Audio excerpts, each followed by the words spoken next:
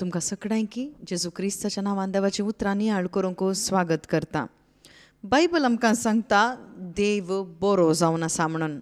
सांगात म्हणया पळया, देव बरो जावन आसा. कोणाक सकट तो बरो जावन आसा? सगळ्यांकी तो बरोच जावन आसा. ह्या संवसारांत बरो म्हणून कोणूच ना आनी हर एकल्यांकी देव बरोच जावन आसा. बरें म्हणून कोणी ह्या संवसारांत नातले वरवीं देव हर एकल्यांकी बरोच जावन आसा. पूण कोणी आमचें तें हांव बरो म्हणून कोणी चिंता जाल्यार हो देव तुका मेळना. कित्याक म्हळ्यार बऱ्याक कित्याक देव जाय? हांव बरो न्हय सोम्या, हांव मस्त पातकी, म्हज्या जिवितांत बरें जायचें म्हणून तुवें आशा करची जाल्यार खंडीत जावन तुका देव मेळटा. देव कोण? बरो जावन आसा. देवाचें काम कितें म्हळ्यार खोट्यांक बरें करचेंच देवाचें काम जावन आसा. देवाचें काम कितें? खोट्यांक बरें करचें. कितें सकट पाड जालां तें सकट सामा करचें, सारकें करचें. तें पाड जाल्लें तें सगळें सारकें करचें देवाचें काम जावन आसा. आमचें जिवीत पाड जालां जाल्यार खंडीत देव सारकें करता. आमचें कुटुंब पाड जालां जाल्यार देव सामा करता. आमची पिडा आमचें थंय पिडा आयला जाल्यार खंडीत जावन भलायकी आमकां मेळटा. आनी आमचें थंय समाधान ना जाल्यार आमकां समाधान तो दिता. आमची ती बुदवंत पाड जाल्या जाल्यार खंडीत ती सारकी करता. आमच्या जिवितांत पिवोवणें जावंक पुरो, व्यभिचार जावंक पुरो, कितें सकट वायट आमचें थंय आयलां जाल्यार आनी तें आमचें जिवीत पाड जालां जाल्यार देव तें सारकें करता. देव पाड जाल्लें सारकें करचो देव जावन आसा. देखून देव केदींच मनशाच्या जिवितांत थंयसर हर एका घडये बरेंच करता. पूण मनशाक थंयसर देवाची जाणवाय, देवाची ओळख, देवाचो अनुभव नातल्या वरवीं आमी पाड करता, आमी पाड उतरां उलयता आनी आमचें जिवीत आमचेच तकी आमकां जाय जाल्या बरें आमी जियेता. केदळा आमकां देवाची वळख जाता तवळ आमी कितें करता म्हळ्यार हर एकल्यांक आमी बरेंच करता. हर एका मनशाक, हर एका व्यक्तीक आमी बरें करूंक चिंता. आज आमकां हर एका मनशाक बरें करूंक जाता आसा गे. पळया, पयशांनी कोणायकी बरें करूंक जायना. कितली करोडांनी आस्तची ह्या संवसारांत आसात. तांकां सगळें बरें करूंक जाता आसलें जाल्यार खंडीत हो संवसार सगळो बरो जातालो. बरें करीचें जाल्यार बरें मन तुका जायचें, बरें काळीज तुका जायचें. आमच्या जिवितांत दुसऱ्यांक आमी बरें करीचें जाल्यार पयशे आसल्यार बरें करूंक जायना. बरें एक गूण आमचें थंय आसाचें, बरें एक काळीज आमचें थंय आसाचें, बरें एक मन आमचें थंय आसाचें. आनी आमकां बरें एक काळीज, बरें एक मन आमचें थंय आसल्यार बरोच स्वभाव आमचें थंय भायर येता. आमचे भितर नीज जावन बरो स्वभाव नातल्या वेळार, बरें काळीज ना जाल्यार आमच्या तोंडांत बरी मागणी येवन कितेंच प्रयोजन ना. तोंडांत जेजू तुका अर्गां, प्रेज लॉर्ड हालेलुया म्हणून कितेंच प्रयोजन ना. हें म्हणटा न्ही आमी बरें न्ही हें बरेंत, पूण आमच्या काळजांत जर तर बरें ना जाल्यार आमच्या तोंडांत कितेंय सांगून न्ही तें प्रयोजन ना. खंय तर बरें आसाचें, आमचें मन बरें आसाचें, आमचें काळीज बरें आसाचें, तवळ आमच्या जिविता मुखांत दुसऱ्यांक आमी बरें करूंक जाता. आनी दुसऱ्यांक आमी बरें करतना आमकांय बरें जाता. आमी दुसऱ्यांक कितें बरेंपण करूंक येता तवळ आमकांय बरेंपण मेळटा. खंयच्या रितीन म्हळ्यार आमी कितें वोमता तेंच आमी लुंवता. आमकां गोत आसा गाद्यांनी कितें करतात, गाद्यान थंयसर वोमतात. कितें सकट वोमतात तुमकां गोत्ता गी? थंयसर कोबू वोमतात जावंक पुरो, आनी कितें, आनी भात जावंक पुरो, गोव जावंक पुरो, आनी कितें सकट जोळां आमकां गोत आसा तें सकट आमी वोमता. गोत आसा आमकां जायतें आमी वोमता न्ही गे, आमी वोमता. आनी हें गोव जर तर आमी वोंपल्यार थंयसर खंयचें दुसरें खंयचें बेळें येता गे, वा थंयसर भात घाल्यार थंयसर कोबू म्हणी येता गे, आनी कोबू थंयसर वोंपल्यार खंय म्हणी तुमकां गोव म्हणी भायर येता गे. तुमी कितें वोमतात तेंच तें लुंवतात न्ही गे. तशेंच एकल्या जिवितांत, एकल्याच्या मनशाच्या जिवितांत जर तर तुमी वायटच वोंपल्यार थंयसर वायटच तुमी लुंवतात. तुमी दुसऱ्यांच्या जिवितांत एका कुटुंब तुमी पाड केल्यार तें सामाना, हें सामाना, तो सामाना, हें सामाना म्हणून सारकें ना म्हणून सांगून पाड जावचें कोणें? आमीच पाड जावचें. दुसऱ्यांक सारकी ना म्हणून सांगून अखेरीक आमीच पाड जावन वेता. आमी कितें वोमता गी तेंच आमी लुंवता. आतां सकाळीं तावन सांजे म्हणसर पिवून पिवून पिवून सगळो गांव भोंवून आसल्यार आमी कितें थंयसर ओंपून आसा बरें कितें. आमी जर तर पिवूनच आसल्यार जर तर कुटाम कितें जाता, कुटाम पाड जाता, भुरग्यांचें जिवीत पाड जाता, भलायकी पाड जाता. हें सकड पाड खावचे वरवीं पियोवचे वरवीं आमचें जिवीत पाड जाता. कितलीं जाणां गुटखा, पान पराग आनी कितें सकड खातात न्ही. चिंता करिनाकात, कितेंच येना, बगर कॅन्सर येता, मागीर बेगीन मरतात. थंय जायते पयशे नश्ट जावन रीण करून ताचे उपरांत थंयसर खावन खावन खावन तृप्ती मेळना. ताचे उपरांत मारक रितीची ती पिडा येता तोंडांत, थंयसर पोटांत, थंयसर जायते व्हडले व्हडले फोड जावंक पुरो. आनी ताचे उपरांत आस्पत्रे करूंक पुरो. मागीर ताचे उपरांत सकट रडटात, रीण करतात, पूण एक दीस तूं मरताय. पूण बायबल सांगता आमकां देवाचें उतार म्हणून सांगता आमी. बायबल म्हळ्यार देवाचें उतार म्हणटा आमी. आनी हें सांगता आसतना आमचें थंय कितें जाता म्हळ्यार आमचें थंय बरेंपण येता आनी थंयसर आमचें तें आसलें पाड तें सगळें भायर वता. ही उतरां आयकुच्या वरवीं हें जाता. आतां आमी बसल्या न्ही, हांगासर आसा आमी आमकां गोतूच ना कित्याक रावल्या म्हणून. पूण आमकां गोत आसा तुमकां कितें जाता म्हणून. कितें जाता म्हळ्यार तुमचें तें कितें सकड वायट आसा तें सगळें वता, कितें सकड बरें जायची गी तें सकड तुमच्या भितर येता. तुमी कितेंच करीचें म्हणना, 1 रुपया तुवें दिवचें म्हूण गरज ना, कितलेंय दिवचें म्हूण गरज ना. आमकां कितेंय बरें जायचें जाल्यार कितले पयशे दिवन आमकां तें मेळना. पयशे दिवन आमकां देवा थावन आशिर्वाद घेवंक साध्य ना. कित्याक म्हळ्यार देव बरो जावन आसा आनी एकल्यांकी तो फ्री जावन दिता. आनी सरकार तुमकां गोत आसा थोड्यां पुरो फ्री करून दिता, थोड्यांक मात फ्री करून दिता आनी एक कडेन फ्री दिवन आनी एक कडेन लुट्टात. देव तसो न्ही, बगर एकल्यांकी फ्री जावनूच बरेंच तें करता. आमी खंयच्याय जातींत आसल्यार देव ही जात पळोवन काम करचो देव न्ही. आतां पळया एग्जाम्पल, आस्पत्रेक तुमी वेतात, आस्पत्रेक गेल्ल्या वेळार एक एक्सिडेंट जावन एमर्जन्सी एडमीट करता आसतना फस्ट तुमकां विचारतात गी खंयची जात म्हणून विचारतात गी, विचारनात.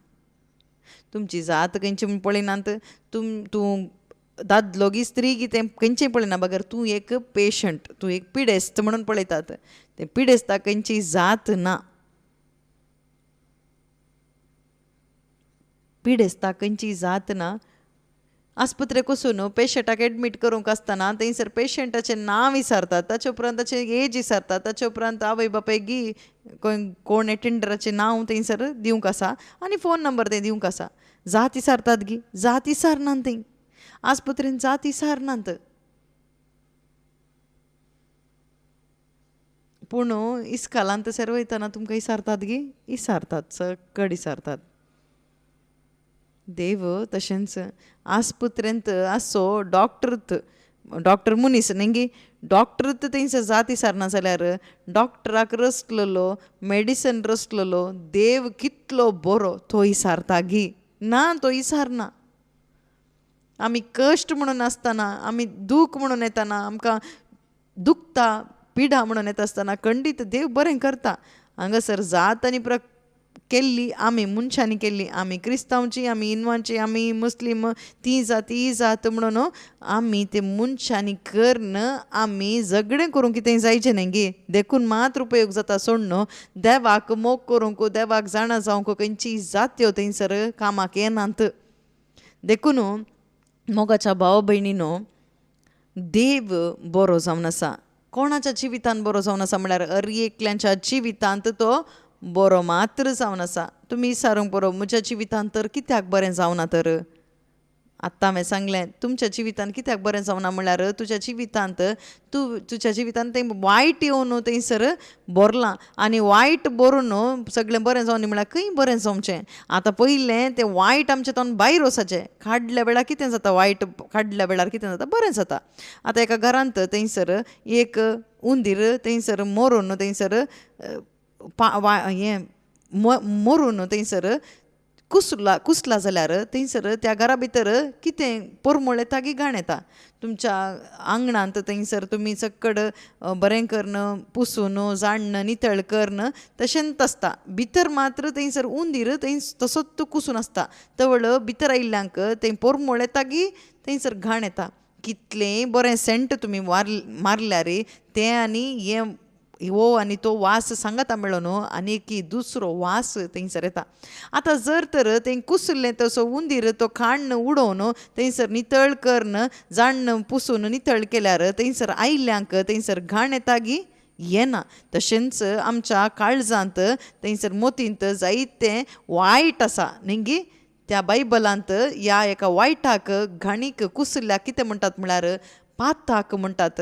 आनी हें पाताक आमी आमच्या भितर आमी दवरन जेजू जेजू बरें कर देवा म्हाका म्हणून आमी सांगल्यार बरें येना. बगर आमचें जिवीत बरें जायना. बगर आमचें जिवीत स्वार्थाचें जिवीत जाता. आमच्या जिविता मुखांत दुसऱ्यांक खंयचें बरें जायचें म्हणून म्हणली आशा येना. हांगासर मागण्याची गरज कितें म्हळ्यार हांगासर सगळ्यांक बरें जायचें. ह्या उतरांचो उद्देश कितें म्हळ्यार एकल्यांक बरें जायचें न्ही गे. हें बरें कोणें दिलें? जल्मतानाच आमचें थंय बरेंपण आयलें गी ना. हें आयिल्लें देवा थावन जावन आसा. कशें आयिल्लें म्हळ्यार देवाच्या उतरां मुखांत्र तें आयलें. देवा विशांत जाणा जावन आमचे भितर आशिल्लें पाताक तें पयस वता. देवाच्या उतराक एक सकत आसा. कितली सकत आसा म्हळ्यार आमच्या भितर तें मोती भितर वचून तें क्लीन करता. आतां आमी सांगलें बरी, आमच्या भितर जर तर कुसुल्लें आसा जाल्यार आमचें जिवीत एक समाधान नातलें जिवीत जाता. कितलीं जाणां थंयसर आत्महत्या करून थंयसर मरूंक प्रयत्न करतात. कित्याक म्हळ्यार जिवितांत थंयसर समाधान ना, शांती ना. आमी चिंतिल्लें जायना, आमी कश्ट काडना सावन कितेंच मेळना, पिडा गूण जायना, थंयसर रीण फारीक जायना, घरांत थंयसर समाधान ना. ती समस्या ही समस्या, एक घोव एक तर जाल्यार भुरगीं एक तर आसात. असले समस्यान ती मनशां थंयसर ओद्धाडून आसात, कश्टांत आसात. कारण कितें म्हळ्यार थंयसर भितर आसचें तें पाताक जावन आसा. आमचें भितर आसचें पाताक हें गलीज, पाताक म्हणलें गलीज आमचें जिवीत पाड करन आसा. मनीस न्ही, मनशां कारण न्ही, ताका घोव कारण न्ही. आमकां दिसचो तो घोव मात्र दिसता, पूण आमचे भितर थंयसर आसलें तें कुसलें तें कुश्टेपण आमच्या तावन गेल्यार आमच्या भितर जेजू क्रिस्त येत जाल्यार, पवित्र देव आमच्या भितर येवन निवास करीत जाल्यार खंडीत जावन आमचें घर कितें जाता म्हळ्यार एक देवाळ जाता, मागण्याचें घर तें जाता. आमच्या घरांनी थंयसर मागणें येता. नाजाल्यार आमचीं घरां थिएटरां बरीं आसतात, देंवसाराचें निवास जावन आसता. देंवसार कितें करतात? हर एक पाड करचें, थंयसर झगडें करचें, थंयसर पाड करचें. देव आसतना कितें जाता? देवाच्या घरांत कितें जाता? समाधान आसता, शांती आसता. तर आमच्या घरा भितर कित्याक शांती ना? समाधान आसा गी, शांती आसा गी, मोग आसा गी, बेंबिरांत आसा गी ना. कित्याक गेलां म्हळ्यार भितर थंयसर घाण कुसुल्लें आसा, कुसडाय आसा. आमच्या भितर आसले ती कुसडाय गेल्यार आमच्या मुखांत्र थंयसर आमच्या सांगाता कोण आसात गी तांकांय तें थंयसर उजवाड येता, थंयसर तांकांय पोरमोळ येता. तुमच्या भितर जर तर पोरमोळ येत जाल्यार, पोरमोळ कोण? जेजू क्रिस्तच जावन आसा. देवच आमच्या भितर आयल्यार खंडीत आमच्या मुखांत्र तो पोरमोळ दुसऱ्यांक येता. घोवा थंयसर पोरमोळ येत जाल्यार खंडीत तो पोरमोळ थंयसर बायले थंय येता. दोगांय थंय पोरमोळ येत जाल्यार खंडीत भुरग्यां थंय तसो पोरमोळ येता. नाजाल्यार थंयसर कुसडाय आमच्या भितर आसून थंयसर एका रितीन घोव एक रितीन, बायल एक रितीन आसून भायर बरें करून वस्तूर घालून थंयसर इगर्जेक मागण्याक गेल्यार कितेंच प्रयोजन ना. भितर आमचें बदलावण जायचें, भितर चेंज जावंक मनशाक साध्य ना. आमी जायते कडेन गेल्यार तुमकां गोत आसा, आगमेन दितात, नाजाल्यार तीर्था म्हणटात, तें सकड मेळटा, जायत्या जाग्यांनी तें मेळटा न्ही. हें थंयसर पियोवचे वरवीं, आमच्या माथ्या वयर घाल्ले वरवीं जावंक पुरो आमच्या मोती भितर तें कांय म्हणी आगमेन तें थागी वचना. ह्या संवसारांत आसच्या खंयचेय तीर्थ जावंक पुरो, थंयसर न्हंयचें उदक जावंक पुरो, खंयचेंय जावंक पुरो, आमच्या कुडी भितर, कुडी वयर घालयत आमची कूड नितळ जावंक पुरो, पूण मनशाच्या मोती भितर आसचें तें वायट स्वार्थ तें सकड पाताक तें काडीचें जाल्यार तें मारयचें जाल्यार खंयच्याकी साध्य जायना. तें कितेंय सकड कितेंय जावं पुरो ताच्या मनशाच्या भितर मोती भितर वचचें न्ही गे. मोती भितरचे एकत देवाचे उतार मात्र. देवाचे उतार मात्र न्ही मनशाचे उतरां येतात. आतां आमी तुमच्या लागीं उलोवन आसा ओके. तुमकां कितेंय वायट उलोवन आसा आमी वायट रितीन आमी तुमकां जोर करनासा जाल्यार तुमच्या मतीक वचना गे वेता. आतां कोणी आवय बापाय थंयसर भुरग्यांक थंयसर जोर केल्यार भुरग्यांच्या मती भितर येता गे वेता भय. घोव बायलेक थंयसर जाय जाल्ल्या बरी उलयल्यार गाळी सेवल्यार थंयसर बायलेच्या भितर वेता गे वेता मोती भितर येता. थंयसर रांदिनान मागीर बेजार करन थंयसर मुल्यान बसतात मात्र न्ही.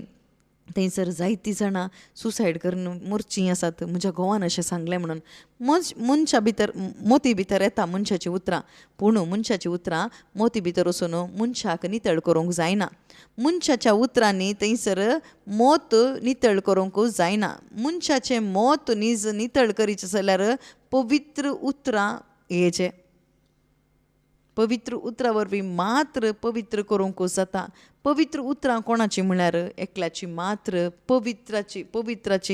पवित्र देवाचीं उतरां जावन आसात तीं पवित्र.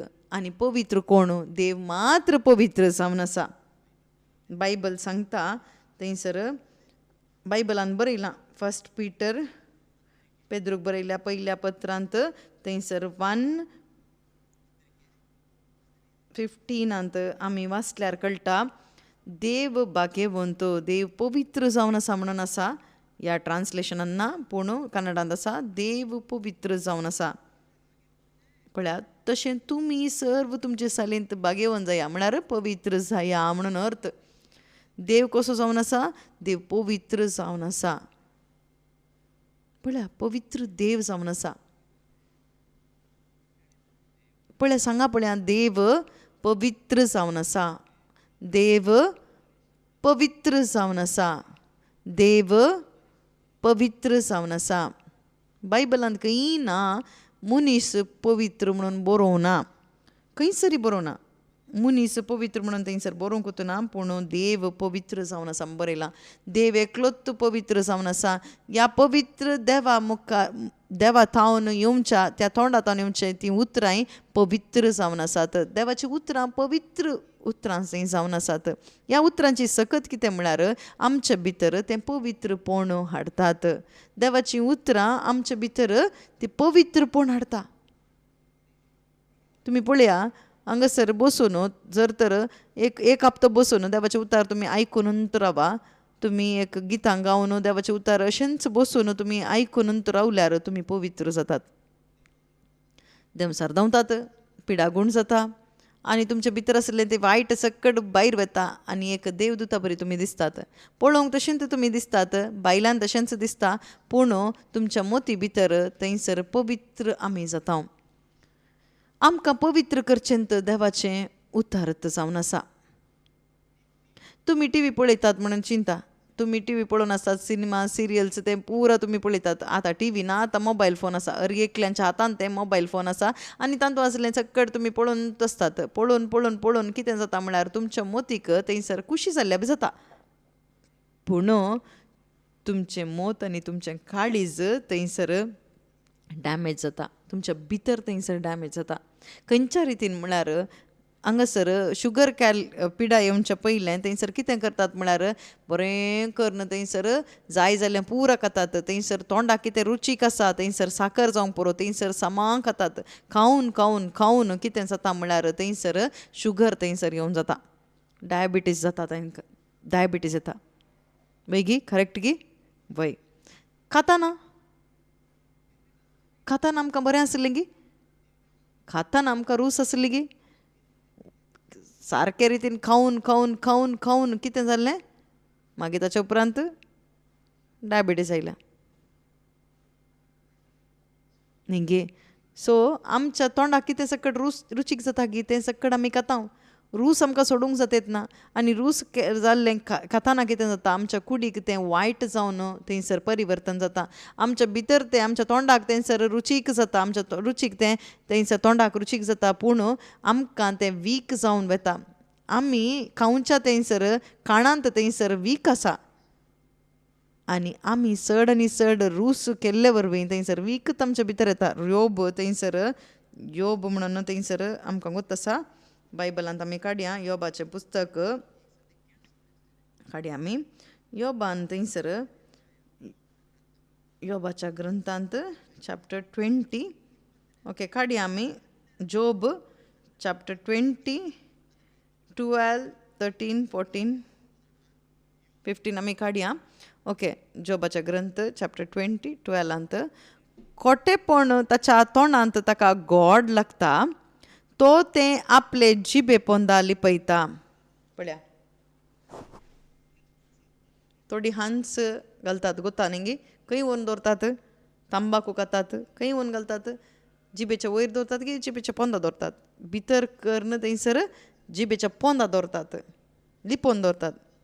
तंबाक मात्र न्ही, गुटखा मात्र न्ही, तें पान पराग जावं पुरो की खंयचीय जावं पुरो, खंयचे रितीचें जावं पुरो वा खंयच्या रितीचें वायट उलोवणें जावं पुरो, आमकां दुसऱ्या विशयान सांगूंक कितलींगी विशय आसात आनी आमकां उलयतना कितेंगी खुशी भोगता न्ही. दुसऱ्या विशयान आमी उलयता आसतना थंयसर उलयता आसतनाय खुशी भोगता, उलयता आसतना आयकूंक की आमकां खुशी भोगता. आमच्या नेबर्सांचे विशय उलयता आसतना आमी थंयसर आमी जेवण सोडणी आमकां भूक लागल्यार आमकां कळना, आमच्या त्या रान्नीर कितें दवरल्यार आमकां थंयसर कळना. तें कितेंगी त्या जिबेन उलयता न्ही, त्या जिबेन तें कितेंगी एक सूख भोगता, खुशी जाता. ओके तो तें आपले जिबे पोंदान लिपयता, तें सांबाळटा आनी ताका वसूंक दिना, आपल्या ताळ्या भितर तें दवरता. पळया तोंडांत थंयसर साबून सुतो आसता.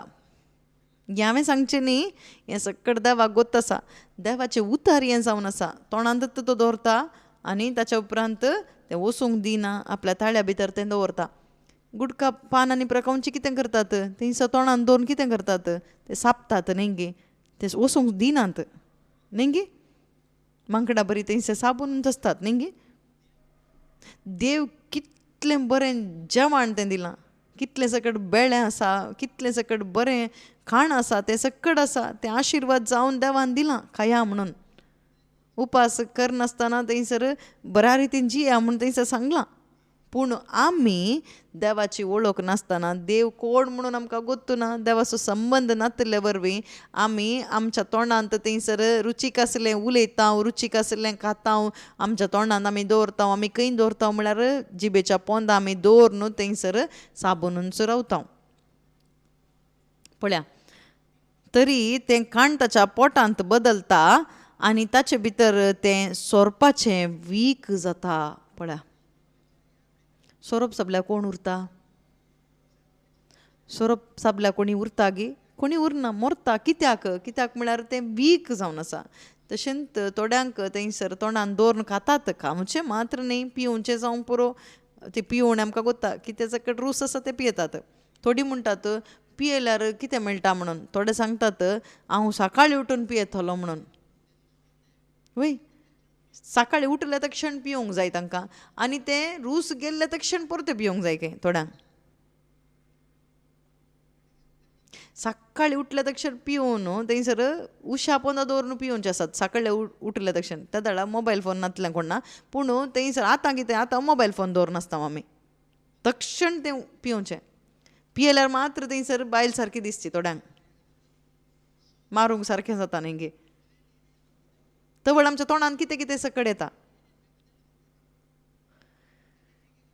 कितें सकट आमच्या मोतीन ती धांवता, सारक्या रितीन भावना बगर कितें सकट जाय तशें त्या रितीन आमची मोत धांवता. थोडीं पिवून थंयसर गाडी धांवडायतना खंय सकट व्हरून मारतात, एक्सिडेंट जाता.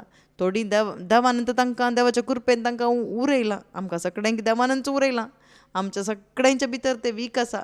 सांगतले म्हजें थंय चड आसा, देखून हांगासर हांव आसा सांगता, तुमी थंयसर आयकून आसात, तुमचें थंय उणें आसा जावं पुरो. सकट आमी एकाच दोणी भितर आसा. सगळ्यांकी सांगाता दवर न्हू, देव सांगून आसा तुज्या तोंडा भितर तें दवर न्हू, तें साबून साबून साबून रूस आसचें तें पिवून पिवून पिवून. आतां थोडीं फास्ट फूड आसा, खावून खावून खावून कितें जाता फास्ट फूड एका रितीचें वीक जावन आसा. घरा करचें तें खाण रुचीक गी हॉटलांत आसचें रुचीक गी. घरा आसचें तें रुचीक जायना थोड्यांक. घरांत थंयसर चक्कड मीठ आमसण पुरो घालतात पूण टेस्टींग पावडर घालना न्ही. हॉटलांत कितें करतात म्हळ्यार टेस्ट जावंक थंयसर पावडर घालतात. देखून हॉटलांत तें कितें केल्यार तें मस्त रुचीक जाता. आनी कितेंय थंय या म्हणून आमकां तें वोण उरता. आमी तें वचून खाता पियेता. कित्याक आमच्या घरा थंयसर लिंब्याचें ज्यूस कित्याक आमी करून पियेना. बॉटलांत आसचें कित्याक पियेता. एक्स्ट्रा टेस्ट येवंक ताका कितेंय सेरवून आसतात. देखून आमी थंयसर पयशे दिवन थंयसर आमी तें पियेता. थोडीं म्हणचीं आसात आमी ड्रिंक्स पियेना म्हणून कोको कोला पेप्सी तें पुरा पिवन रावचे आसात. तें एका रितीचें तें पिवणें तें जावन आसा. आमचें जिवीत आमचें कूड आमची पाड करून सोडटा. उलोवणें मस्त रुचीक जावन आसा. उलयल्यांत उलोवचें. मोबायलांत आसलें रुचीक आमी पळयता आनी तें आयकता. लास्ट कॅन्सर आयलें म्हणून आमी म्हणटा. कितेंय खावं ना म्हणून आमी सांगता मागीर.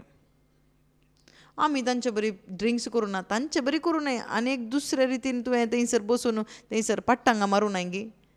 थंयसर सोरपाचें विकत थंयसर येचें. मोबायल थंयसर काण घेवन सगळो दीस बसून तुवें न्यूज तें न्यूज हें न्यूज तें सकट पळयलें कितें. सर्गींचे विशय गी तुमी पळोवन आसात.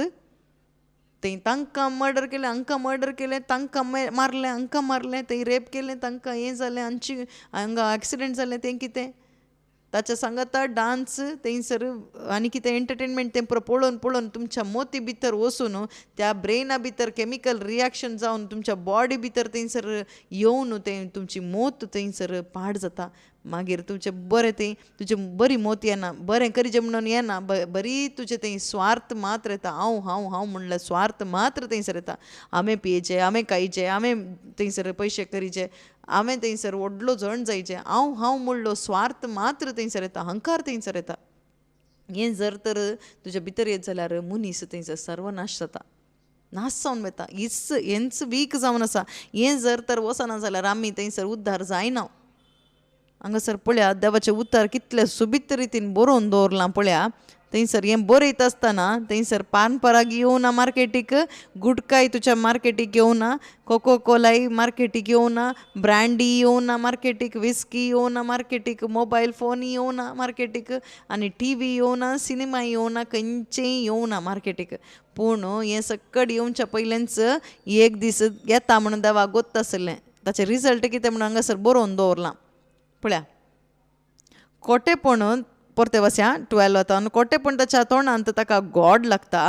तो तें आपले जिबे पोंदा लिपयता. खंय तो लिपयन दवरता जिबे पोंदा लिपयता. तें सांबाळटा आनी ताका वसूंक दिना. थोडे फावटी आमी विसरल्यार सांगता न्ही की आमकां सोडूंकूच जायना आमकां सोडूंकूच जायना म्हणटा.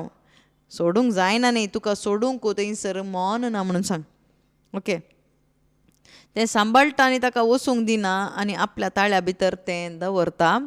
तरी तें काण ताच्या पोटांत बदलता आनी ताचे भितर तें सोरपाचें वीक जाता. पळया थंयसर लिवर गेलें थंयसर भितर पुरो उलपालें म्हूण सांगतात न्ही गी. तें भितर वीक जाता. आपणें गिळलेली ग्रेस्तकाय तो ओंगतलो देव. पळया गिळलेली ग्रेस्तकाय तो ओंगतलो देव ती ताच्या पोटांतली भायर घालतो. ताच्या उपरांत कितें थंयसर डिसेंट्री जाता वॉमिटींग जाता. पुरो देव थंयसर भायर घालता. पळया देवूच ते पोटांतली भायर घालता खंय. पळय हें सकट आसा हांगा. हें सकट देवाच्या उतरांनी हांगासर आसा. नोमें कितेंय थंयसर बरोवन घाल्लें न्ही. हें सकट थंयसर देवाच्या उतरांत आसा. डावट आसा जाल्यार बायबल काण घेया. बायबल काण घेवन तुमी वाचूंक सुरू करा. तें तुमकां तातलें कळटा. हें कोणा विशयान बरयल्लें. हें बरयल्लें म्हज्या विशयांत.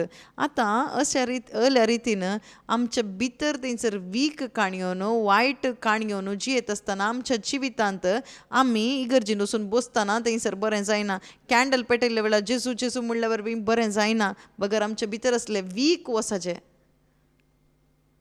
अर्ज जाता गी. थंयसर आमची समस्या खंय आसा.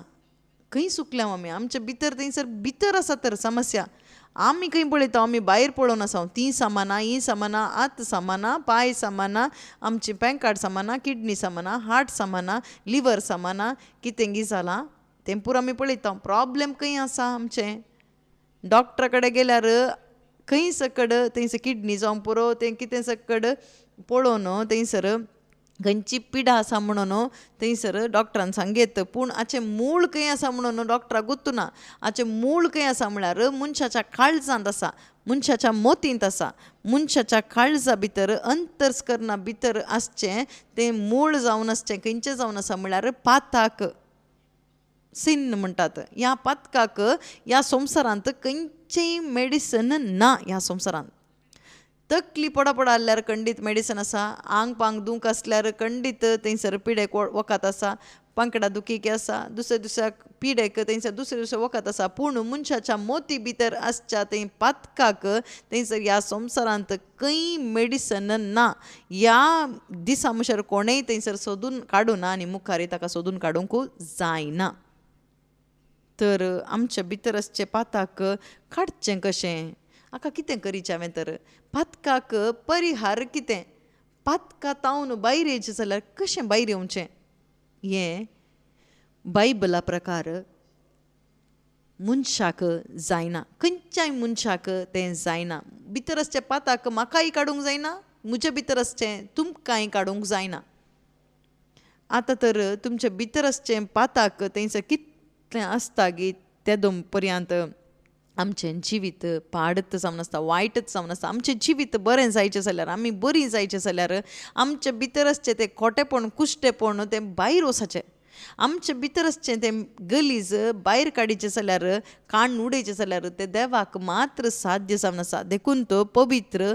एकलोत जावन आसा तो देव जावन आसा देवत पवित्र जावन आसा देव मात्र पवित्र जावन आसा आनी देवाक मात्र आमकां पवित्र करूंक साध्य जावन आसा आतां तुमी आयकुया तुमकां अर्थ जाता आमी एक खंयची पिडा म्हणून आमी आस्पत्रेक वेता वता न्ही गे आमी आस्पत्रेक येता हॉस्पिटलाक आमी वेता न्ही गे ओके हॉस्पिटलाक आमी वेता पिडा येता आसतना आमी थंयसर आस्पत्रेक वेता आस्पत्रेक गेल्या उपरांत आमची पिडा कितें म्हणून सांगल्या तक्षण आमकां थंयसर वखद दिना बगर कितें सांगतात रगत परीक्षा करा म्हणून सांगतात खंयचीय थंयसर पिडा जावं पुरो एका पिडेक परीक्षा करची खंयचें रगत परीक्षा करतात रक्ताक आनी थंयसर पिडेक खंयचो संबंद रक्ताक आनी पिडेक खंयचो संबंद न्ही गे शुगर जावं पुरो थंयसर रगत परीक्षा करतात आनी खंयचीय दुसरी पिडा जाल्यार खंयचीय एक पिडा एक आमच्या खंयचीय पिडा जावं पुरो ताप आयल्यार जावं पुरो खंयचीय जाल्यार थंयसर रगत परीक्षा करतात जायत्यो हजार रितीच्यो थंयसर रगत परीक्षा आसात तर धाकटेराक गोत आसा प्रॉब्लेम आसचें आमच्या रक्तान म्हणून धाकटेराक गोत आसा खंय आसा आमचें प्रॉब्लेम रक्तांत प्रॉब्लेम आसा म्हणून बायबल सांगता रक्तांत जीव आसा म्हणून रक्तांत कितें आसा रक्तांत जीव आसा आमी मनशां सांगता मनशांक जीव खंय आसा म्हूण सांगता थोडीं म्हणटात काळजांत आसा म्हणटा थोडीं पोटांत आसा म्हणटा तोंडांत आसा वा दोळ्यांत आसा म्हणून सांगतात पूण बायबल कितें सांगता म्हळ्यार रक्तांत जीव आसा म्हणून जिवाक थंयसर मार पडल्यार कितें जाता कितेंय जावं पुरो जीव जर तर पाड जाल्यार किडनी पाड जावं पुरो कॅन्सर येवंक पुरो खंयची पिडा येवंक पुरो देखून देवान थंयसर डॉक्टराक थंयसर जाणवाय दिली थंयसर रगत परीक्षा कर म्हणून रगत परीक्षा करतना करेक्ट रितीन कळटा खंयची पिडा आसा अशेंत थंयसर इतल्या प्राणान तुका थंयसर पिडा आसा आनी तुका थंयसर असलें मेडिसन काणयचें तो सांगता तर हर एकल्या मनशाचें थंयसर रगत कितें तें पाड रगत जावन आसा आतां आमच्या जिवितांत थंयसर जिवतांत आमच्या कुडींत आसचें तें प्रॉब्लेम कितें म्हळ्यार पाताकत आमकां थंयसर पाड केल्लें जावन आसा आतां आमी उतरां आयकल्या देव एकलोत पवित्र आनी मनीस कितें जावन आसा एकले पातकी जावन आसात एकले पातकी जावन आसात कोणाचें रगत काण घाल्यार थंयसर सारकें जाता तर कोणाचें रगत घाल्यारय थंयसर सारकें जायना देखून तो देवान कितें केलें म्हळ्यार देवच थंयसर भुमीक येवन हांव रगत दिता म्हणून देव पवित्र. ओके, देव पवित्र जाल्लो देव आमकां पवित्र करूंक पवित्र रगत जाय. देखून तूं देवान कितें केलें म्हळ्यार हांव म्हजें रगत काणयोन येता. हांवें रचलेल्या ह्या मनशां तें आसचें तें पिडा, पाताक म्हणलें तें पिडा थंयसर परिहार करूंक हांवूंत रगत दिवंक येता म्हणून देव थंयसर भुमीक एक मनीस जावन आयलो आनी ताचें नांव जेजू क्रिस्त जावन आसा. कित्याक आयलो म्हणून विचारचें जाल्यार जेजू आयिल्लो क्रिश्चॅनिटी करूंक न्ही. जेजू क्रिस्त ह्या संवसारी आयिल्लो क्रिस्तांव धर्म म्हणून धर्म बांदूंक येवना. जेजू क्रिस्त थोड्यांक थंयसर ग्रूप करन तांचे सपरेट ग्रूप करूंक न्ही. बगर बायबल सांगता जेजू क्रिस्त कित्याक आयिल्लो म्हणून सांगता आमकां. जेजू क्रिस्त कित्याक आयलो म्हळ्यार जुवोवचो वांजेल थंयसर चॅप्टर 1 थंयसर 29 थंयसर वाचल्यार आमकां कळटा. जुवोवचो वांजेल देव मनीस जावन कित्याक आयलो म्हणून थंयसर कित्या पसत ह्या संवसारी आयलो म्हणून थंयसर बरयलां. दुसऱ्या दिसा आपणास हरशीं येतल्या जेजूक पळोवन जुवावन म्हळें. पळया जेजूक पळोवन थंयसर जुवांव म्हणलो. थंयसर स्नानीक जुवांव थंयसर कितें सांगता जेजूक पळोवन, जेजूचो कजन तो, आनी तो म्हणटा जेजू क्रिस्ताक पळोवन सांगता पळया देवाची शेळी संवसाराचें पाप काडटा ती. पळया देवाची शेळी बली दिवंक, देवाक बली दिवंक थंयसर एक शेळी. तुमकां गोत्ता न्ही बली दिवची थंयसर शेळी गोत्ता आसा तुमकां न्ही. पूण तुमी बली दिवची नाका. बगर तुमी दिवच्या शेळयेन ती थंयसर दोश आसा. हर एकल्यांच्या त्या रक्तान ती दोश आसा. देखून तुमी दिवचे नाका. दोश नातलें थंयसर आयब नातलें थंयसर शेळीक थंयसर देवान तयार केलें. देवाची शेळी, शेळी म्हळ्यार शेळी न्ही बगर जेजू क्रिस्त तो शेळी जावन आसा. देवत थंयसर देवानंत थंयसर ह्या संवसारीं ताच्या पुताक जेजू क्रिस्ताक ह्या संवसारीन धाडलो. देव जाल्ल्या ताणें मनीस जावन थंयसर ताका दांडिलो. एका शेळये बरी ताका दांडिलो. थंयसर शेळयेच्या रुपांत न्ही बगर शेळयेक कशें थंयसर पातकाक परिहार करूंक कशें थंयसर शेळयेक मारतात गी तशेंच हर एका मनशाच्या पातकां धुवंक थंयसर जेजू क्रिस्ताचें रगत थंयसर वारोवंक जेजू क्रिस्ताक थंयसर धाडलो. आनी त्या जेजू क्रिस्ताक धाडन सांगता पळय पाताक काडटा ती शेळी. पळय ही देवाची शेळी संवसाराचें पाप काडटा ती म्हणून सांगलां. कोणाचीं पातकां काडटा? संवसाराचें म्हळ्यार कोण? संवसारांत कोण आसा? हांव आनी तूं. संवसार म्हळ्यार सक्कड आमी येता, सक्कड येता. थंय ती ही म्हणून ना, ती जात ही जात, तो ग्रूप वो ग्रूप, त्या देशाची ह्या देशाची म्हणून खंयचीय ना. बगर हर एक देश, हर एक जात, हर एक भास सक्कड जण तातूंत आयलीं. हर एकल्यांक देवान थंयसर रक्षण दिलें. आनी तशेंच प्रकटण म्हळ्यार उगडापण म्हणटात. त्या उगडापणांत तुमी वाचल्यार कळटा. चॅप्टर 5 9 10 तुमी वाचल्यार तुमकां कळटा. उगडापण जुवावन केल्लें थंयसर हें रगत दिवन जेजू क्रिस्तान कितें केलें म्हणून आसा तें सकड एक नवें गीत गावन म्हणालें खोवळो घेवंक आनी ताच्यो मोरी मोडोवंक फोडूंक तुमचो योग्य. कित्याक तुका जिविशी मारलो. हांगासर जेजू विशयान सांगता कित्याक तुका जिविशी मारलो. पळय एका शेळये बरी तुका जिविशी मारलो आनी तुज्या रक्तान सर्व कुळयां पळया सर देसां बासां आनी जनांगा तावन देवाक जण तुवें मोलाक घेतलें. पळया हर एक जनांग बेसां बासां आनी कुळयां तावन रक्तान आमकां मोलाक घेतलें. तांचे वरवीं कितें केलें? मोलाक घेवन कितें केलें? जेजू क्रिस्तान रक्तान धुल्ल्यांक कितें केलें? ताणें मोलाक घेतलें. आनी मोलाक घेतल्यांक कितें केलें? तांचे वरवीं आमच्या देवाची पळया कोणा खातीर? देवा खातीर. पळया जेजू क्रिस्ताचें रगत तुजें थंय येत जाल्यार जेजू क्रिस्ताच्या रक्तान तूं नितळ जालाय जाल्यार तुका मोलाक घेतलां जाल्यार तूं कोणा खातीर? तूं देवा खातीर. ओके. कशें? याजकी सेवा करूंक एक रायाळ घराणें घडलें आनी घराण्याचेर पृथ्वेचेर राज्य चलयतले. ह्या संवसारार आमी भुमींत कितें पृथ्वेचेर कशें जियेता म्हळ्यार देवाची सेवा करतलीं जाता, देवाक आराधन करतलीं जाता. कोण जेजू क्रिस्ताच्या रक्तान धुवन काडिल्लीं अर्येकलीं आमी एक रायाळ घराणें जावन देवाचे सेवक जावन आमी रुपीत जाता, देवाक आराधन करचीं भुरगीं जातात.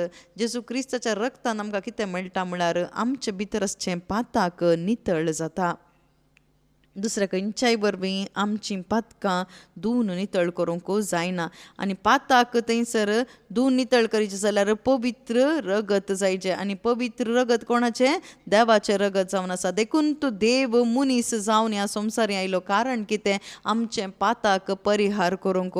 आमी कोणायकी क्रिश्चन कन्वर्ट करूंक जेजू क्रिस्त येवना, वा थंयसर कोणायकी दुडू दिवन थंयसर दिडू दिवंक येवना, घरां बांदून दिवंक जेजू क्रिस्त येवना. आमच्या भितर आसचे पाताक म्हणले थंयसर पिडा, थंयसर वायरस ते सकड नाश करूंक जेजू क्रिस्त आयलो. तें कोणाचें तें काम जावन आसा? तें कोणाचें काम म्हळ्यार सैतानाचें जावन आसा. ओके, थंयसर 1 जॉन थंयसर जुवांवचें थंयसर वांजेल थंयसर 1:8 थंयसर आसा, पाताक करचलो कोण जावन आसा म्हळ्यार सैतान असो संतान असो जावन आसा म्हणून आसा. पळय, पाताक करचलो कोणाचो संतान जावन आसा? सैतानाचो संतान जावन आसा. देवाची थंयसर जण न्ही म्हणून सांगता.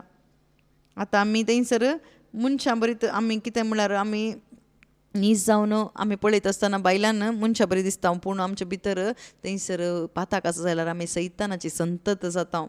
पळयार आमचे भितर जर तर पाताक धुवन नितळ जाल्यार कितें जाता? आमी पवित्र जाल्यार देवाचीं भुरगीं आमी जाता. पळया, आमचे भितर जर तर देव येत जाल्यार देवाची भुरगीं आमी जाता. पळया, सैतान पयलें तावनी तो पाताक केल्लो जावन आसा आनी ताचीं कामां विनाश करूंकच, पळया ताचीं कामां, ताचीं खोटी कामां थंयसर नाश करूंकच देवाचो पूत थंयसर दिसून आयलो. हालेलुया. जेजू क्रिस्त कित्याक दिसून आयलो? कित्याक म्हळ्यार थंयसर अद्भुत करूंक न्ही, मगर अद्भुत केलां ताणें. अद्भुत आजय जेजू क्रिस्ताच्या नांवान जातात. जेजू क्रिस्त ह्या संवसारांत आयिल्लो अद्भुत करून फेमस जावंक न्ही. जेजू क्रिस्त आयिल्लो फेमस जायचे जाल्यार दुसरे खंयचे थंयसर वाट आसली, तो आयिल्लो थंयसर फेमस जावंक न्ही, बगर तुमकां फेमस करूंक. कशें फेमस जावंक? आमी एक गलिजांत तें चिकलांत आसल्या आमकां थंयसर सर्गार थंयसर आमकां एक आयडेंटिटी दिवंक, आमकां देवाची भुरगीं करूंक जेजू क्रिस्त आयलो. आमच्या खंयच्याय जातीक आमकां सेरवंक येवना, आमच्या खंयच्याय जातीक भाशेक आमकां थंयसर सेरवंक येवना, बगर जेजू क्रिस्त आमचे भितर आयलो. कित्याक म्हळ्यार आमचे भितर आशिल्लें तें पाताक गुतानगी तें सैतानाचें काम थंयसर नाश करूंकच जेजू क्रिस्त आयलो, दिसून आयलो. आमकां एक अर्थ जायचें, हें कशें थंयसर नाश केलें, ताणें कशें नाश केलें म्हणून आमकां अर्थ जाल्यार खंडीत आमकां ताचो मोग करूंक साध्य जाता. आमचे भितर कितें आसलें? आमचे भितर आसलें पाताक म्हणलें तें मेळेपण आमचे भितर आसलें, आनी जेजू क्रिस्तान आमचे भितर आसलें नाश करूंक तूं जेजू क्रिस्त आयलो म्हणून आमी वाचलें. कशें ताणें नाश केलें म्हळ्यार बायबल आमकां सांगता थंय व्हडलें एक काम देवान केलें. कितें म्हळ्यार कोरिंथकारांक बरयल्ल्या पत्रांत थंयसर थंय कोरिंथकारांक बरयल्ल्या दुसऱ्या पत्रांत चॅप्टर 5 थंयसर 21 वर्सांत आमी वाचल्यार कळटा, पातकाचें कत नातलेल्याक. पळया, जेजू क्रिस्त ह्या भुमीक येताना पवित्र जावनूच आयलो. पाताक म्हणलें थंयसर ताचें थंय ना, पाताक म्हणलें गुत्तू ना, पवित्र ताची कूड, पवित्र रगत, पवित्र आत्मो, देवाचो पूत जावन पवित्र जावन आयलो. अशें पवित्र जावन आयिल्लो जेजू क्रिस्त पाताकत कळीत नातल्या, कत नातल्या देवान कितें केलें म्हळ्यार देवान आमचे पसत पातकाचें बली जावन दिलो. म्हळ्यार पातकी सैमाचें ताका केलें. हें तुमी पातयल्यार खंडीत आमच्या भितर आसचें पाताक बोगसता आनी पातकाचें बोगसाणें आमकां मेळटा. तुमी खंयचे पयशे दिवचे गरज ना, हें पातयल्यार पुरो. तुमी काळजां तावन हें पातयेचें आनी पातकाक बोगसाणें आमकां मेळटा. ओके. पवित्र देव कत नातलो देव थंयसर देवान कितें केलें म्हळ्यार आमचे पसत पातकी जावन आसच्या म्हजे पसत पातकी सैंबासो ताका केलो. कशें खंयच्या सैंबाचें कशें तें केलें, कशें पातकी सैंबाचें केलें म्हळ्यार बायबलांत आमी पळया. इजाया प्रवादीचें पुस्तक थंयसर आसा आनी त्या पुस्तकांत इजाया प्रवादी थंयसर 53 वर्स 6 तांदूळ थंयसर सांगता. इजाया प्रवादी पुस्तक 53 चॅप्टर 53 6 आमी वाचता. आमी सगळीं शेळयां भशेन शिंपडत गेल्ल्या पळया, आमी सकड शिंपडून गेल्ल्या आमी शेळयां बरी. हर एकल्यान आपआपली वाट धरली. आमी कशें जाय तशें आमी जिवन आसल्या. म्हजी खुशी म्हजी आशा म्हण आमी जिवन आसल्या. हांव कशें काम करता, हांव कशेंय जियेता, म्हजो दोडो म्हजो दोळो हांव तें पळयतां. थोडे पटी भुरगीं विचारतात न्ही गे, म्हजें तोंड हांव कितेंय खाता, म्हजे पयशे हांव संपादन करनासा, हांव कशें जाय तशें जियेतां सांगिनान गे. म्हजे हात हांव कशेंय दवरतां, म्हजे थंयसर म्हजी वस्तूर हांव कशेंय घालतां, म्हजे थंयसर कूड कशेंय हांव न्हेसतां. आमी सांगता तोंडांत. म्हजें तोंड हांव कशेंय मेकअप करतां म्हणटा आमी. अहंकाराची उतरां ही जावन आसात. पाताक भितर आसतना आमचें तें येवची तेंत तोंडांत येता उतरां. म्हजी आस्त थंयसर स्वंत भाव भयणींत थंयसर झगडें करचें पळयना गे. भाव भयणी उलयनात थंयसर, खंयच्या विशयान उलयनात, पयशा विशयांत थंयसर उलयनात. पयशां पासून थंयसर मर्डर केल्लीं आसात. हांव म्हणून म्हजें म्हणून हें कितें जावन आसा म्हळ्यार भितर थंयसर सैतान आसले वरवीं हें येता, भितर पाताक आसले वरवीं हें येता. पूण देवान कितें केलें म्हळ्यार आमी सकड आमच्याच वाटेर चलतल्या वाट धरली आमी. पूण आमा समेस्ताच्या अपराध असो भार सर्वेस्परान ताचेर घालो. म्हजे अपराध, तांचे अपराध, आमचे सर एकल्यांचे दोश अपराध सकड थंयसर कोणा तें आसा म्हणून थंयसर अपराध आसात म्हणून तुमी पातयल्यात गी. तांचे सकड तूं जल्मच्या पयलेंच तूं जल्मूंकूच नाय आनी मुखल्यान कोण सकड जल्म जाता तांची सगळ्यांची पातकां ओडोल आमी तेंत वाचलें. सकड संवसाराचो पाप काडटा ती देवाची शेळी म्हणून. संवसारांत कोण सकड जल्म जाता तांचे सकड अपराध आनी दोश आमच्या भितर आसलें तें पाताक तें कितें सकड गलीज तें सकड ताचेर घालो म्हणून आसा. म्हजे भितर आसलें तें गलीजपण, तें सगळें कुश्टेपण सगळें जेजू क्रिस्ता थंय घालें. तुमी कुरीस पळयला न्ही गे. कित्याक पवित्र देव कितलो बरो देव म्हणटात, कित्याक असली गत जेजू क्रिस्ताक जाली. एकच एक जाप तुजें तें आसचो तो मोगा वरवीं तुका बाचाव करूंक, तुका राखूंक, तुजें भितरलें पाताक ताणें काडिचें आसलें. तुजें पाताक थंयसर भितर दवरून एक दीस मरताय आनी तूं मेल्ल्या वेळार तूं यमकोंड दाखयताय. तुवें ह्या भुमींत कितेंय बरें केल्यार थंयसर तुका सर्ग मेळना. तुजें भितर थंयसर पाड आसा. तुजे भितर कोटी मत दवरून तूं कितलेंय बरीं काम केल्यार तुका सर्गाक वचूंक जायना, देवा कुशीक वचूंक जायना. देवा कुशीक तुवें वचाचें जाल्यार म्हजो आत्मो नितळ जायचें, म्हजें अंतस्कर्ण नितळ जायचें. हें अंतस्कर्ण नितळ जावंक खंयचें उदक ना, खंयच्या तावनी जायना, खंयच्या मंत्रा तावनी जायना, तंत्रा तावनी जायना, खंयच्या मागण्या तावनी तें जायना. बगर जावचें देवा तावन मात्र. आनी देवान केलां कशें म्हळ्यार ताच्या रक्तान तुका धुवन नितळ केलां. आनी त्या रक्तान तुका नितळ केल्ल्या वरवीं तुका नितळ करूंकूच जेजू क्रिस्त ह्या संवसारी आयलो. आमच्या सगळ्यांची अपराध ताणें काडलें. आतां हांवें कशें काण घेवचें म्हळ्यार वय म्हजे अपराध काडन देवान थंयसर जेजू क्रिस्त थंय घाला. आनी हें तूं पातयत आसतना तुजे भितर कितें जाता म्हळ्यार तुजे भितर आसचे ते दोश वेतात. 1 रुपय खर्च ना, हाका तुवें कितेंय करीचें म्हणून गरज ना. जेजू क्रिस्ताचे गायी ताच्या कुडीर जाल्ले एक गायी ताणें वारयल्लें तें रगत म्हजे थंयसर दोश परिहार करूंक, म्हजे अपराध काडूंक म्हणून तुवें थंयसर काळजांत पातयल्यार पुरो. दुसरें कितेंच करची गरज ना. पळया आमच्या समेस्तांच्या अपराधांचो भार सर्वेस्परान ताचेर घालो.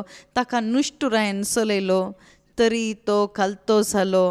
पळया ताणें आपलें तोंड उगडलें ना. मारूंक व्हरतात तसले शेळये बरी, लोंत आसतल्या मुखार वगोस रावतल्या बोकऱ्या परी ताणें आपलें तोंड उगडलें ना. ताचेर जबरदस्त केली, फर्मांड मारलें आनी ताका दवरून दिलो. पळया, तुमी एक शेळी पळयल्या गे, शेळयेक जर तर मारतना थंयसर कितेंय करता गे शेळी, कितेंत करना, रावता मात्र. ते एक गोमटी दवरल्या पुरो तशेंत काट्टकन सोडटात. आमी थंयसर शेळयेचें मांस हाडून आमी खाता, मटन सार काणयोन थंयसर येवन खाता, मांस काणयोन खाता. जेजूय तसोच एक मौन जावन एका थंयसर शेळये बरी तो रावलो. कारण कितें म्हळ्यार, कारण कितें, तो देव नातलो, देव न्हय गी तो, ताका पावर नातलो गी, सकट ताचें तें आसलें. पूण पाताक थंयसर दुयचें आहलें. आमच्या भितर आसलें तें पाताक केंगी ट्रान्सफर करीचें आहलें, हें काडीचें आहलें. हें हांगात सोडल्यार जायना. असो परिहार करूंक दुसरो जागो ना. आतां आमचे पाताक दुसऱ्या कोणीय मनशा वयर गेल्यार थंयच उरता. दुसरें खंय ट्रान्सफर करून नाश करूंक जायना, हें एंड करूंक जायना. पूण जेजू क्रिस्तान कितें म्हळ्यार देवाक सगळें साध्य. ताचें तें असाध्य म्हळ्यार खंयचेंय ना. देवाक असाध्य म्हळ्यार कितेंच ना.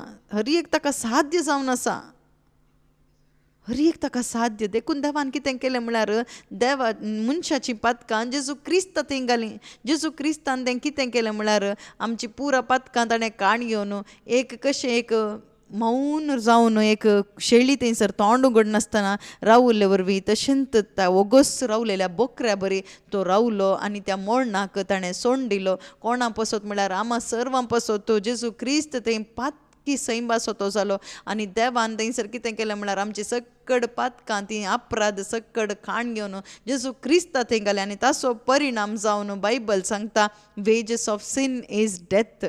पातकाचो सांबाळ मरण जावन आसा.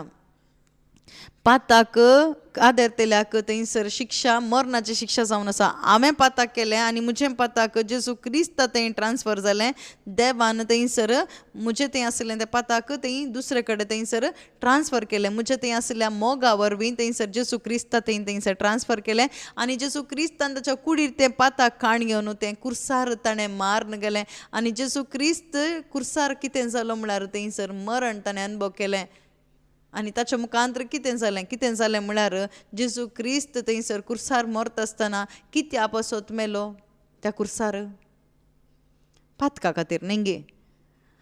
पाताक आसले वरवीं पातकाचो सांबाळ कितें? मरण. म्हजें पाताक कोणें काण गेलें? जेजू क्रिस्तान काण गेलें. जेजू क्रिस्तान पाताक काण गेले वरवीं जेजूक थंयसर उरोवंक चान्स ना. मोरा जेस्त ताणें जेजू क्रिस्तान कितें केलें? देवान मनीस जावन येवन पवित्र जावन जिवन म्हजीं पातकां सगळीं ताच्या कुडीर काण गेल्ले वरवीं ताणें थंयसर शिक्षा अनुभव केली. आनी कितें ती शिक्षा? मरणाची शिक्षा ताचे थंय आयली. मरणाचें फर्माण ताचें थंय वाचलें. आनी मरण ताका कोणें दिलें? मनशान दिल्लें न्ही, देवानच ताका दिलें. कोणें दिलें? देवानच ताका दिलें. ही शिक्षा देवानच जेजू क्रिस्ताक दिली. कोणाक दिवची आसली ती शिक्षा? म्हाका दिवची आसली. नीज पातकी कोण? हांव जावन आसा. हर एक पातकां आमी करन आमचे भितर पाड केल्लें कोणें? हांवें.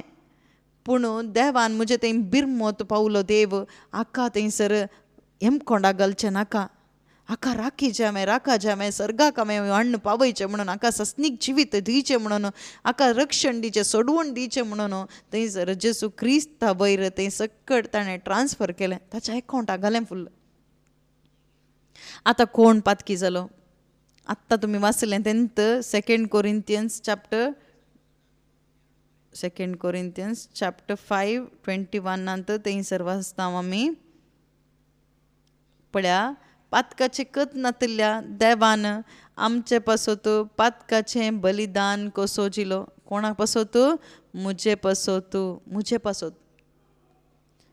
म्हळ्यार पातकाचें बलिदान कशें दिलो अशें आमकां ताचे उद्देशीं देवाचें नितीवनपण जोडलेली पर्ज जायशी केलें. पळया, देवाच्या संबंदाक आमी येवंक हें सकड केलें. देवाचें नितीवनपण आमी जोडिचें म्हणून थंयसर हें केलें. आज देवाच्या संबंदाक नितीवन जावचें देवा मुखांतर मात्र जेजू क्रिस्ता मुखांतर. जेजू क्रिस्तान ताच्या कुडीर हें सकड काण गेले वरवीं हांव पातकी जावन दिसना. बगर हांव कोण थंयसर पातकी जावन दिसता? जेजू क्रिस्त. पातक्याक थंयसर शिक्षा कितें? मरण जावन आसा. देखून जेजू क्रिस्ताक थंयसर मरण आनी ताच्या मोडना वरवीं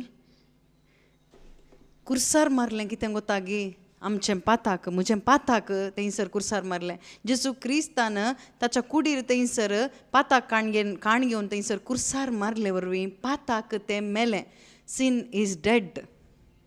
पाताक कितें जालें? पाताक मरण. हें तुमी पातयल्यार म्हजें पाताक जेजू क्रिस्तान काण घेवन त्या कुर्सार मारले वरवीं त्या कुर्साक मारन थंयसर म्हजे भितर आशिल्लें पाताक तें मेलें. बायबल सांगता आनी मुखार तुजे थंय पातकाक थंयसर अधिकार ना. पातकाक पावर आसलो खंय मुशार आसलें तो मोरचे मुशार तें मोसचे मुशार. केदाळा जेजू क्रिस्तान थंयसर त्या कुर्सा मारलें गी तें पातकाचें तें अधिकार तें बळ तें गेलें मेलें. पातकाची सकत गेली. जेजू क्रिस्ताच्या मरणा मुखांतर sin became dead. पाताक मेलें. पाताक म्हणलें तें वायरस तें मेलें. पाताक मेल्या उपरांत मनशाक मेल्या उपरांत कितें करतात? समाधी करतात. जेजू क्रिस्ताक समाधी केलो. जेजू क्रिस्तान ताच्या कुडींत स्वंत खंयचें पाताक करिनातले वरवीं परत तो उठून आयलो. परत तो उठून आयलो. पुनर्जीवन जालो तो. पुनर्जीवन जावन उठून येवन ताचे ते पातयेणी दवरल्यांक ताणें कितें दिलें म्हळ्यार पवित्र आत्म्याक ताणें दिलो. म्हळ्यार ताचे भितर आशिल्लो आत्मो ताणें तो वांटून दिलो. ओ देवाचो आत्मो, देव पवित्र, देवाचो पवित्र आत्मो, पवित्र जाग्यार आसो आत्मो, तुमी म्हजे थंय पातयेणी दवरल्या, म्हज्या रक्तान तुमकां धुवन नितळ केलां. आज तुमी पवित्र जाल्यात देखून खाण घ्या, पवित्र आत्म्याक तुमकां दिता आनी मुखार तुमी पवित्र जावन तुमी जियेचें म्हणून आमकां पवित्र आत्म्याक दिलो. आतां जेजू क्रिस्त तें आसो पवित्र आत्मो म्हजे भितर येता आसतना आमी कितें जाल्या? आमी पवित्र जाल्या. कोणा थंय पवित्र आत्मो आयलो गी तो सकड कितें सकड कितें जालीं? पवित्र जालीं. देवाचीं भुरगीं तीं जालीं. आतां इगर्जेक आमी वेता. कोण आसा म्हण आमी वेता? देव आसा म्हणून आमी वेता. इगर्जेक वेता ते थोडीं दुसऱ्या दुसऱ्या जाग्याक वेतात. देवाक सोदून येतात. पूण केदाळा तुमी जेजू क्रिस्ताच्या रक्तान धुवन नितळ जावन पवित्र आत्म्याक तुमी स्विकार करतात न्ही गी तवळ तुमी कितें जाल्यात म्हळ्यार तुमींत देवाचें मंदीर जाल्यात. देव खंय आसता तेदला? तुज्या भितर जेजू क्रिस्ताच्या रक्तान कोणें सकड धुवन जेजू क्रिस्ताचो आत्मो कोणें सकड स्विकार केला गे ताचे भितर देवच निवास करता. आनी तवळ कितें जाता म्हळ्यार देवाचें मंदीर तुमी जातात. देवाचें मंदीर कित्याक आसचें? देवाक आराधन करूंक आसचें. आनी मुखार तुमी कितें करतात? देवाक आराधन करून तुमी जियेतात. देवाच्या टेंपलाचें आराधन कितें? देवाचें आराधन करचें, देवाक महिमा दिवची. आनी ह्या संवसारांत आमी जियेत आसतना देवाक म्हज्या बापाक आमी आराधन करूंक शकता. आमच्या भितर पवित्र आत्मो ना जाल्यार कितें करता म्हळ्यार आमी बायलीं जावन आसता. आमी देवाचीं भुरगीं जावन आसना बगर बायलीं जावन आसता. बायलीं कितें करतात? बायलीं थंयसर भीक मागतात. दी म्हाका, दी म्हाका, तें दी म्हाका, हें दी म्हाका, तें कर, हें कर. तुमच्या घरांत कितलीं भुरगीं तुमचे कडेन थंयसर भीक मागतात? तुमच्या घरांत कितलीं भुरगीं तुमचीं भुरगीं आवय बापाय लागीं थंयसर भीक मागतात गी? भीक मागतात गी?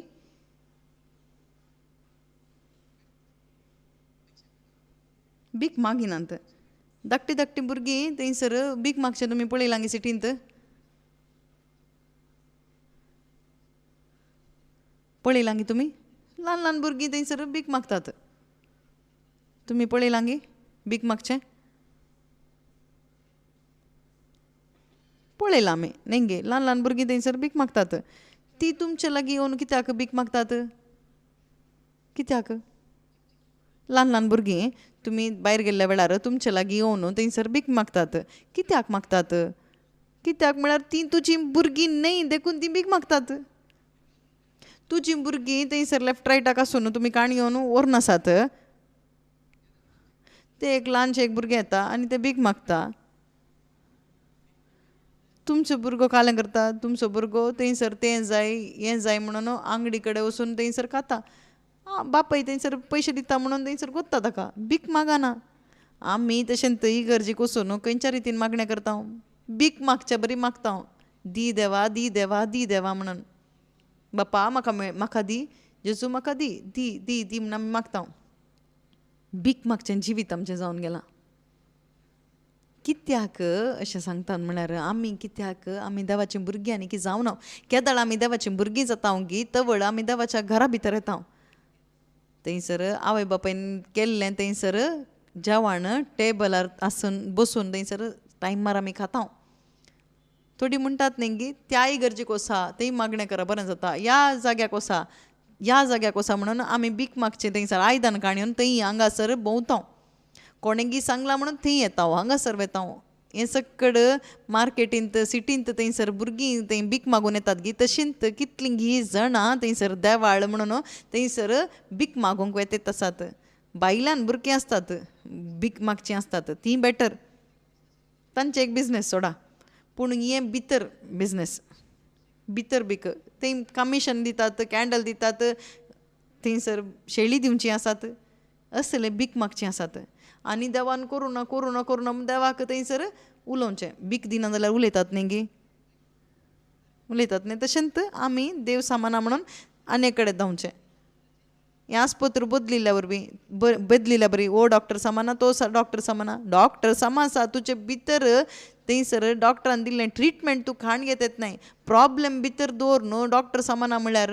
तशेंच भाव भयणीनो, तुजे भितर जर तर पाताक पिडा आसा जाल्यार थंय सकड संवसारांत आसचे सकयल देवाळ आमी भोंवल्यार थंयसर कितें स्प्रे जेन्ना भितर आसची पिडा गूण जायचे, पाताक म्हणलें पिडा गूण जायचे, देवाच्या पवित्र रक्तान धुल्यार मात्र आमचे भितर आसची कुसाडाय पाताक थंयसर धुवन नितळ जाता. देखूनच देवान थंयसर मनीस जावन येवन जेजू क्रिस्त येवन त्या कुर्सार थंयसर तो उमकाडलो मात्र न्ही, ताचें रगत ताणें वारयलें आनी त्या रगता वरवीं आमकां थंयसर बोगसाणें मेळ्ळें आनी आमकां सोडवण मेळ्ळी. आनी आमी हें पात येत आसतना देवान दिवचें तें गिफ्ट जावन आसा पवित्र ओत्मो, जेजू क्रिस्त थंय आसचो तोच ओत्मो आम्हा सर्वांत थंय बावार्थ दवरल्या अर्येकल्यान थंयसर तो दिता. तुमकां खंयचें करंट फिक्स केल्ल्या बरी, लायट फिक्स केल्ल्या बरी तुमकां फिक्स करूंक जायना. बगर देवान आमचें थंय बाबाडत आसतना थंयसर पवित्र ओत्मो आमकां दिता. आनी पवित्र ओत्मो आयल्या उपरांत आमी देवाचीं भुरगीं जाता. देवाचो ओत्मो आमचे भितर येवन देवाचीं भुरगीं जाल्या उपरांत आमचें थंय आसता तें बिकेचें तें आयदनां सायडीक दवरता आनी वयर हात वयर उबारून देवाक आमी अर्घां दिता. हालेलुया म्हणटा मागीर. नाजाल्यार आतां तशें उसावन धरन आमकां दी सोम्या म्हणटा. नाजाल्यार भितर जेजू क्रिस्त आयल्या उपरांत सोम्या तुका अर्घां, सोम्या तुका महिमा जावं म्हणून आमी देवाक अर्घां दिता, आराधन करता, ताका होगोळसिता, ताका महिमा दिता. आमी भुरगीं जावन जियेचे गी भिकारी जावन जियेचे गी, तुमी तें डिसायड करा. तें सगळ्यांक स्वातंत्र्य आसा. कोणाय कितें थंयसर हांगा सांगून तुमकां भुरग्यांक करूंक जायना, तुमकां देवाची भुरगीं करूंक जायना. बगर एकच सत, देवच सत जावन आसा. देव मात्र सत जावन आसा. मनीस कोणी सत न्ही, बगर हर एकलीं थंयसर नाटक करतात, कोणी देव जावंक जायना. देव देवूच जावन आसा.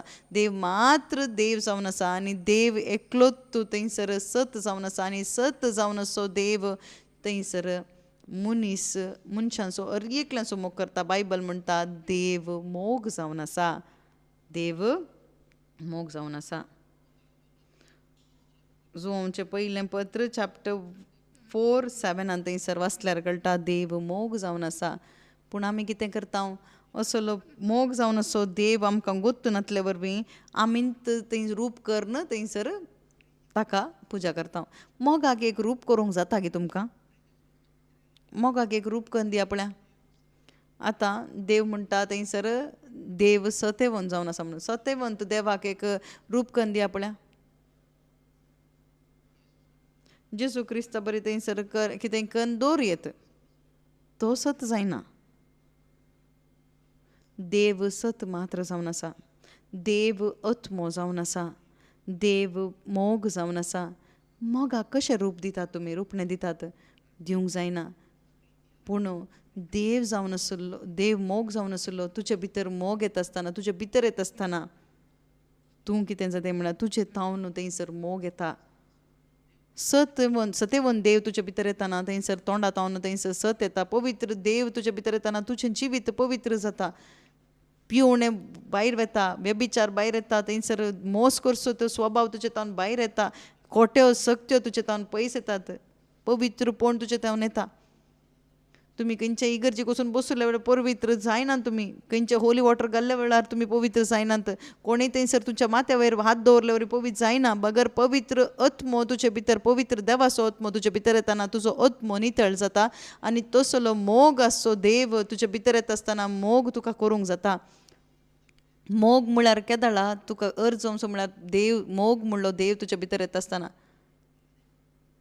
ताच्या पयलें मोग म्हळ्यार कितें, तो पेटा पिलो ओ पेटो पिलो सांगात आसताना थंयसर तशें आमी तो मोग म्हण चिंता. तें लास्ट जावन आसा.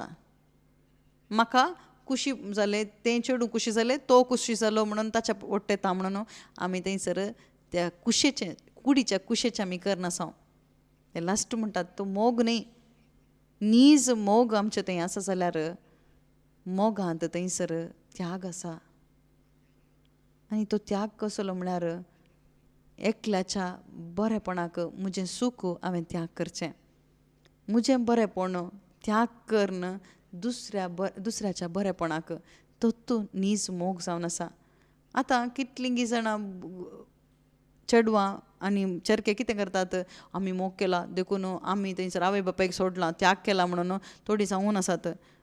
चेडवा खातीर आवय बापायक सोडलें आमी, सोड नेवचें न्ही, तांच्या काळजाक पातोर दवरून नेवचें, पॉयजन दिवन नेवचें. जिवंत आसात पूण मरुनात तीं. तसलीं कितलीं भुरगीं आसात.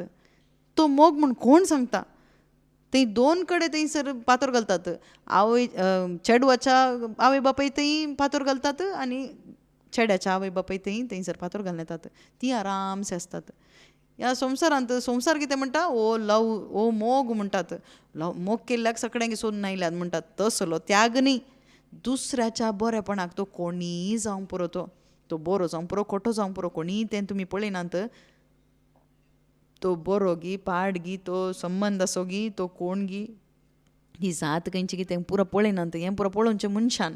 तुजे भितर जर तर मोग म्हणलो देव तुजे भितर येत जाल्यार तूं थंयसर मनशाच्या सैमान तूं करनाय, बगर दैवीक रितीन तूं तें करताय.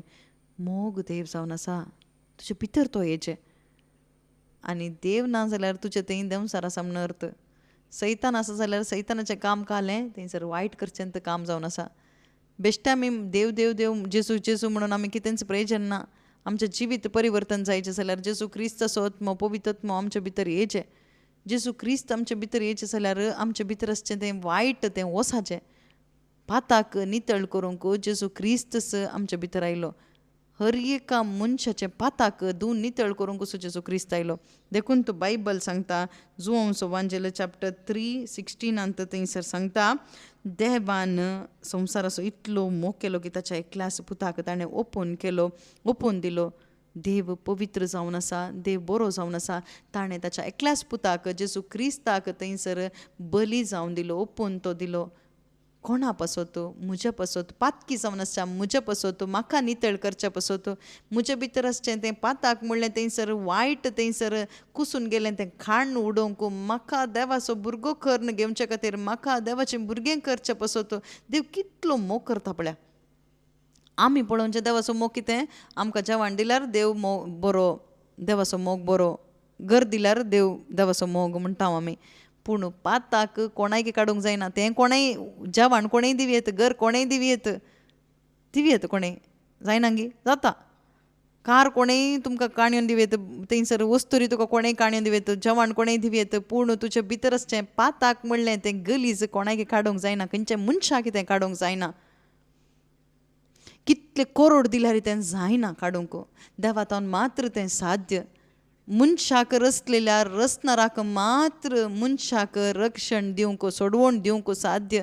तशें मनशाक रचलेलो देवत मनशाक राखोंक रक्षक जावन, सोडवणदार जावन ह्या संवसारी आयलो. आम्हा सर्वांची पातकां तें काडूंक त्या कुर्सार तो मेलो. आनी ताच्या मरणा वरवीं आमकां कितें मेळ्ळें म्हळ्यार आमकां सासनीक जिवीत मेळ्ळें. आमची पातकां ती धुवन नितळ जालीं, आमचें काळीज पवित्र जालें. तें पातयेत आसतना आमी पातयल्यार पुरो, ताचे थंय पातयणी दवरल्यार पुरो. आमी ताचे पासून कितें करूंक ना, आमी कन्वर्ट करूंक तें करूंक मागणें करूंक तें कितेंच गरज ना. बगर हांवें जेजू क्रिस्त तें जेजू तुवें केल्लें हांव पात येतां. जेजू हांव एक पातकी म्हणून ओंपतां. तूं पवित्र देव जावन आसाय आनी तूं ह्या संवसारी आयलय म्हजे पसत तुजें रक्तान म्हाका धुवन नितळ कर. म्हाका तुवें मोला घेतलें म्हणून तूं तुज्या आत्म्याक दिवंक तूं पुनर्जीवन जालाय. त्या पवित्र आत्म्याक म्हाका दी सोम्या म्हणून तुवें तितल्यान तरी रिक्वेस्ट केल्या पुरो. खंडीत जावन तो पवित्र आत्म्याक आमकां दिता आनी तो पवित्र आत्मो आमचे थंय येताना आमी देवाचें मंदीर जाता. आमी देवाचीं भुरगीं जाता आनी तवळ आमचे थंयसर देवाचो स्वभाव येता, मोग येता, पवित्रपण येता आनी हें सकड येवचें मनशान न्ही बगर पवित्र आत्म्यान तें करचें. पवित्र आत्मो आमच्या भितर येवन तें करता. आमच्या तोंडांत हांव तें बरें येता. तवळ म्हणसर आमच्या तोंडान कितें येता? गलीज उतरां येतात, संवसाराची उतरां येतात. केदाळा आमचे थंय पवित्र आत्मो येता. तवळ आमच्या तोंडांत हांव पवित्र उतरां येतात. पवित्र आत्मो आयल्या उपरांत पवित्र आत्मा येवचे पयलीं आमचे संपर्क खंयच्या पार्टी सर्कल दुसरें जावन आसता. पूण पवित्र आत्मा आयल्या उपरांत आमचें सर्कल चेंज जाता. एक सांगता, देव आयल्या उपरांत थंयसर खंयची जात बदली ना. ते खंडीत तो करिना. देव आमचें काळीज बदलिता. देव आमची मन बदलिता. आमचे भितर चेंज करता. जात कात तें सकड भायर जावन आसा. भितर संबंध जायनातलें ते विशय जावन आसा. देव भितर थंयसर बदलिता. आमकां नवो करता. आमचे थंयसर परिवर्तन हाडटा. आनी तसलो देव म्हज्या भितर येताना, पवित्र आत्मा म्हज्या भितर येताना, पवित्र आमच्या कुडींत आसलें थंयसर पिडा आसल्यार थंयसर गूण जाता. त्या पवित्र आत्म्याक पासत आमी देवा लागीं मागया.